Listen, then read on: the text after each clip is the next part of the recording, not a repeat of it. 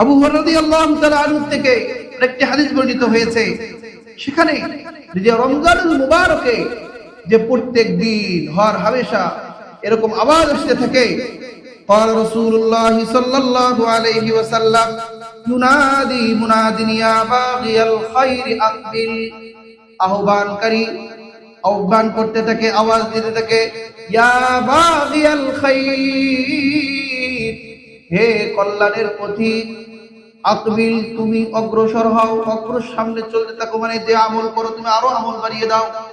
সারা বছর 4 রাকাত তাহাজ্জুদ করেছো, তাহলে এখন 8 রাকাত 12 রাকাত করো। আগে 2 রাকাত নফল করেছো, তাহলে আরো 4 রাকাত নফল করো, আমলের লাইনে আগে বেড়ে যাও। আর বলছে ওয়া বাগিয়াশাল, হে অকল্যাণের প্রতীক, গুনাহের প্রতীক, আকসিদ, থেমে যাও, আর সামনে বাড়িও না। আওয়াজে থাকে ওয়ালিল্লাহি উতাকাউ মিনান নার, আর প্রত্যেক রাত্রিতে প্রত্যেক দিনে আল্লাহ তাআলা অগণিত মানুষকে জাহান্নাম থেকে মুক্তি দিয়ে দেন। শুধু ওয়াযালিকা কুল্লু লাইলা, এটা কি শুধু এক রাত্রিতে? না না, ওয়াযালিকা কুল্লু লাইলা, রমজানের শুরু থেকে নিয়ে শেষ পর্যন্ত প্রত্যেক রাত্রিতে আল্লাহ তাআলা এই আহ্বান করতে থাকেন। বলুন সুবহানাল্লাহ। তাহলে দেখেন যে এই আওয়াজটা রাতে আসে। তাহলে দিনের মধ্যে যেরকম আমরা রোজা রাখি, রাত্রিতেও আমল আছে না নাই বলেন? আল্লাহ পাকের আওয়াজ আসতে থাকে। তো যারা সারা দিবে, যারা আমলের লাইনে অগ্রসর হবে, তারা অগ্রসর হতেই থাকবে। আর আমলের লাইনে প্রতিযোগিতা করা, এটা তো আল্লাহ পাকের নির্দেশ। আমরা দুনিয়ার লাইনে প্রতিযোগিতা করি, কোরআনের মধ্যে কোথাও দুনিয়ার ব্যাপারে প্রতিযোগিতার কথা নেই।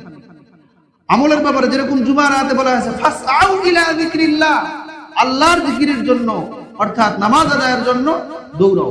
ইসলামের দিকে দ্রুত করো, দ্রুত চলো, দৌড়াও।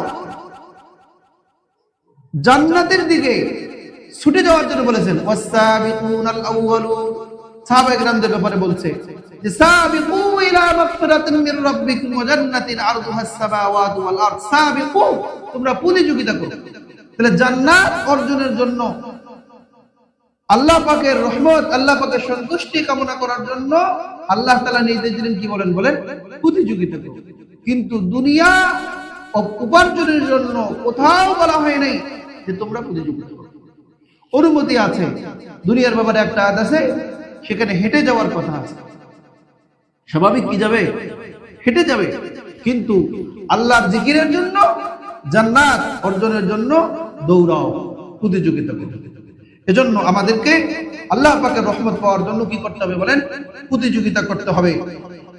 অন্য riwayate এসেছে লিল্লাহি ফিহি লাইলাতুন খায়রুম মিন আলফি শাহর, যে এই রমজানুল মুবারকে এমন একটি রাত্রি আছে যেটা 1000 মাস থেকে শ্রেষ্ঠ। ফামান হুরিমা খায়রাহা ফাকাদ হুরিমা, যে ব্যক্তি ওই রাত্রির ফজিলত থেকে বঞ্চিত হবে, সে সকল কল্যাণ থেকে বঞ্চিত হবে। বলুন নাউযুবিল্লাহ। এটি নাসাই শরীফের 2106 নম্বর হাদিসে এসেছে।